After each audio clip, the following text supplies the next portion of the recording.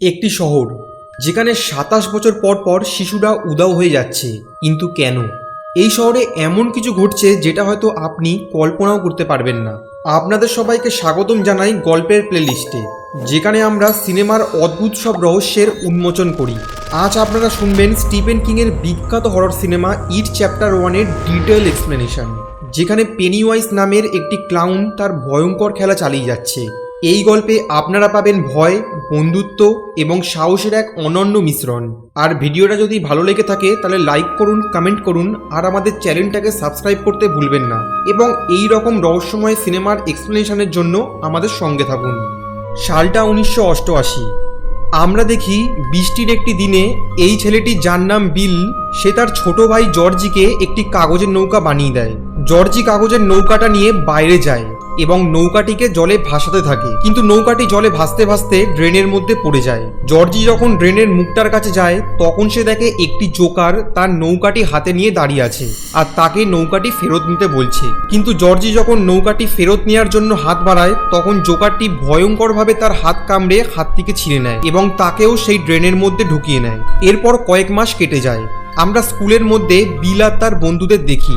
আগে তোমাদের বিলের বন্ধুদের সাথে একটু পরিচয় করে দিই। এর নাম হলো রিচি, এই ছেলেটির নাম এডি, এই ছেলেটি হলো স্ট্যানলি, আর এই মোটা ছেলেটি হলো বেন, আর এই ছেলেটির নাম মাইক। এদিকে হেনরি নামের এই ছেলেটি সবসময় বিল আর তার বন্ধুদের মারধর করত এবং তাদের খারাপ খারাপ কথা বলতো। স্কুল থেকে বাড়ি ফিরে বিল তার বাবাকে বলে জর্জি এখনো বেঁচে আছে, আর আমরা যদি তাকে খুঁজি তাহলে তাকে আবার ফিরে পাবো।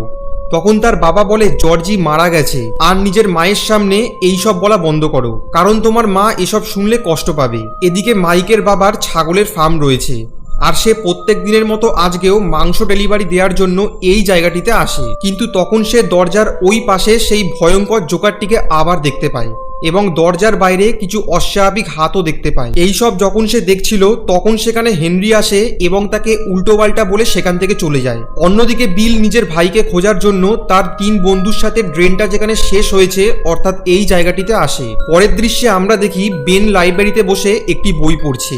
এই বইটি পড়ে সে জানতে পারে ডেরি শহরে অনেক দুর্ঘটনা ঘটেছে আর এই শহর থেকে প্রচুর মানুষ অস্বাভাবিকভাবে নিখোঁজ হয়ে গেছে। তখন সে দেখে একটি লাল রঙের বেলুন তার পাশ দিয়ে গিয়ে যেখানে বই রাখা রয়েছে সেইখানে চলে যায়। বেন সেই বেলুনটিকে ফলো করতে করতে এই ঘরটিতে আসে। এরপর সে দেখে একটি ভয়ঙ্কর মানুষ যার মাথা নেই, সে তার দিকে এগিয়ে আসছে। এটা দেখে বেন সেখান থেকে পালিয়ে লাইব্রেরি থেকে বেরিয়ে যায়। লাইব্রেরি থেকে বেরোনোর সময় হেনরি আর তার বন্ধুরা বেনকে ধরে এই জায়গাটিতে নিয়ে আসে এবং তাকে মারধর করতে থাকে, কিন্তু বেন কোনোভাবে সেখান থেকে পালিয়ে যায় এবং যেখানে বিল ছিল সেখানে আহত অবস্থায় এসে পৌঁছায়। আহত অবস্থায় দেখে বিল আর তার বন্ধুরা তাকে নিয়ে সেখান থেকে চলে যায়, কিন্তু সেখান থেকে যাওয়ার পর হেনরির একটি বন্ধু সেই ড্রেনটার ভিতরে ঢুকে বেনকে খুঁজতে থাকে। তখন সেখানে এই ভয়ঙ্কর জোকারটি আসে এবং তাকে মেরে ফেলে। এরপর বিল আর তার বন্ধুরা বেনের জন্য একটি দোকান থেকে মেডিসিন আনতে যায়, কিন্তু তাদের কাছে টাকা কম থাকার ফলে তাদের স্কুলে পড়া বেবিলি নামে এই মেয়েটি তাদেরকে মেডিসিন কিনতে সাহায্য করে। এর ফলে বিল বেবিলিকে তাদের সাথে এই জায়গাটিতে আসতে বলে। বেবিলি বিলের কথা অনুযায়ী এখানে আসে এবং তাদের সাথে অনেক মজা করে। এরপর একদিন তারা সবাই মিলে বেনের বাড়িতে যায়। বেন তাদেরকে বলে সে এই শহরের ইতিহাস পড়েছে। এই শহরে অনেক মানুষ গায়েব হয়ে গেছে। এই শহরটিকে 91 জন মিলে বানিয়েছিল, কিন্তু হঠাৎ 91 জন একদিন গায়েব হয়ে যায়। শুধুমাত্র তাদের রক্ত ভরা কাপড় একটি কুয়োর সামনে পাওয়া গেছিল। এটা শুনে তারা সবাই বেশ অবাক হয়ে গিয়েছিল। বেনের বাড়ি থেকে বেরিয়ে এডি যখন বাড়ির দিকে আসছিল তখন সে রাস্তার সামনে একটি পরিত্যক্ত বাড়ি দেখতে পায় এবং সেই বাড়ির সামনে একটি ভয়ঙ্কর মানুষ তাকে তাড়া করে। এর ফলে যখন এই ঘরটার সামনে সে যায় তখন ওই ভয়ঙ্কর জোকারটি এডিকে আবার দেখা দেয়। পরের দৃশ্যে আমরা দেখতে পাই বেবিলি নিজের বাড়ির বাথরুমের বেসিন থেকে একটি বাচ্চার গলার আওয়াজ শুনতে পায়। যখন সে সেই বেসিনটির কাছে যায় তখন সেখান থেকে কতগুলি চুল বেরিয়ে এসে বেবিলির পুরো শরীরে জড়িয়ে যায়। এরপর সেই বেসিনটা থেকে রক্ত বেরোতে থাকে। বেবিলি তখন তার বন্ধুদের তার বাথরুমে নিয়ে আসে এবং বাথরুমের গায়ে লেগে থাকা রক্তগুলো দেখায়। আশ্চর্যের বিষয় হলো তার বাবা বাথরুমে লেগে থাকা রক্ত দেখতে না পেলেও বিল আর তার বন্ধুরা রক্তগুলো দেখতে পেয়েছিল। আসলে এই সব কিছু তাদের সাথে সেই ভয়ঙ্কর জোকারটি করছিল। যখন তারা সবাই মিলে বেবিলির বাড়ি থেকে ফিরছিল তখন তারা দেখে রাস্তার পাশে হেনরির গাড়ি দাঁড় করানো আর গাড়িটির পাশে মাইকের সাইকেল পড়ে আছে। তারা তখন সেই দিকে এগিয়ে যায়। অন্যদিকে মাইককে যখন হেনরি আর তার বন্ধুরা মারছিল তখন মাইক সেই ভয়ঙ্কর জোকারটিকে আবার দেখে, আর এদিকে বিল আর তার বন্ধুরা এসে পাথর দিয়ে হেনরিদের মারতে থাকে। এর ফলে মাইক বেঁচে যায়। এরপর তারা আরেকটি মিসিং হওয়া বাচ্চার ছবি দেখছিল। তখন সেখানে বেন তাদেরকে বলে এই শহরের ব্যাপারে আরো পড়ে সে অনেক কিছু জানতে পেরেছে, যেমন এই যে মানুষ নিখোঁজ হচ্ছে অথবা মারা যাচ্ছে এটা 27 বছর পর পর ঘটছে। অর্থাৎ এটা যেই করুক না কেন সে মানুষকে খুন করে 27 বছরের জন্য শান্ত হয়ে যায়, আবার 27 বছর কেটে গেলে সে আবার নতুন করে খুন করা শুরু করে। আর বাচ্চাদেরকেও সে ওই রূপেই দেখা দেয় যে রূপে বাচ্চারা তাকে দেখে ভয় পাবে, অর্থাৎ সেই ভয়ঙ্কর জোকারের রূপে। তখন বিল সবাইকে নিজের বাড়ির গ্যারেজে নিয়ে গিয়ে একটি প্রজেক্টরের মাধ্যমে শহরের ম্যাপ দেখিয়ে বলে যেখানে যেখানে দুর্ঘটনাগুলো ঘটে সেই সমস্ত জায়গায় ড্রেন রয়েছে, আর সমস্ত ড্রেন মিলিত হয় একটি কুয়োতে গিয়ে, আর কুয়োটি রয়েছে সেই পরিত্যক্ত বাড়িতে। তারা নিজেদের মধ্যে এই সব ব্যাপারে কথা বলছিল।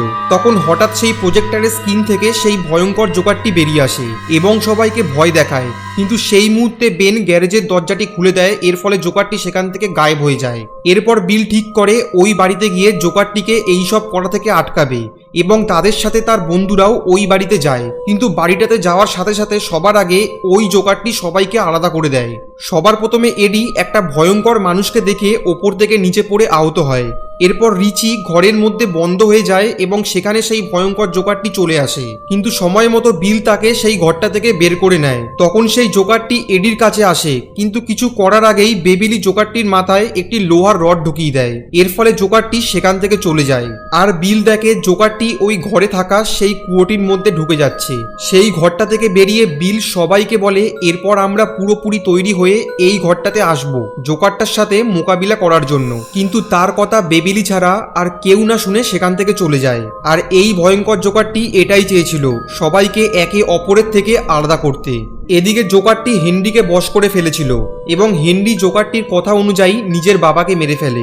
অন্যদিকে বিল বেবিলির বাড়িতে যায়, কিন্তু সেখানে গিয়ে সে বেবিলিকে দেখতে পায় না। আর আশ্চর্যের বিষয় হলো বাড়ির দেয়ালে লেখা ছিল যদি তুমি চেষ্টা করো তাহলে তুমি মরবে।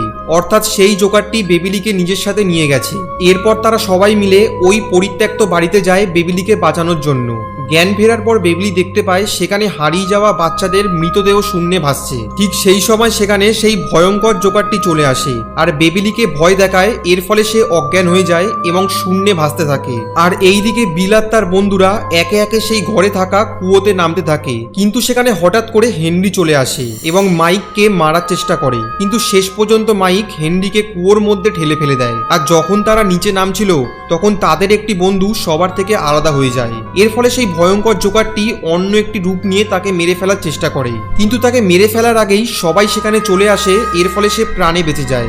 যেখানে বেবিলি শূন্যে ভাসছিল বিল সেখানে যায় এবং তার পিছনে পিছনে সবাই যায়। তারা সবাই মিলে বেবিলিকে নিচে নামায় এবং তাকে আগের অবস্থায় ফিরিয়ে আনে। সেই সময় সেই ভয়ঙ্কর জোকারটি বিলের ভাইয়ের রূপ ধরে সেখানে আসে, কিন্তু বিল ব্যাপারটা বুঝতে পেরে তাকে শুট করে। এরপর সে নিজের আসল রূপে এসে বিলকে ধরে নেয় আর সবাইকে বলে আমি একে খেয়ে 27 বছরের জন্য শান্ত হয়ে যাব, তোমরা একে আমাকে দিয়ে দাও, এর ফলে আমি তোমাদের কোনো ক্ষতি করব না। কিন্তু তখন সবাই মিলে সেই ভয়ঙ্কর জোকারের সাথে মারপিট করতে থাকে। জোকারটি সব রকম রূপে এদেরকে ভয় দেখানোর চেষ্টা করে, কিন্তু কেউ আর নতুন করে ভয় পায় না। এর ফলে সে তাদের কাছে পরাজয় স্বীকার করে এবং ক্ষুধার্ত অবস্থায় 27 বছর ধরে ঘুমানোর জন্য চলে যায়।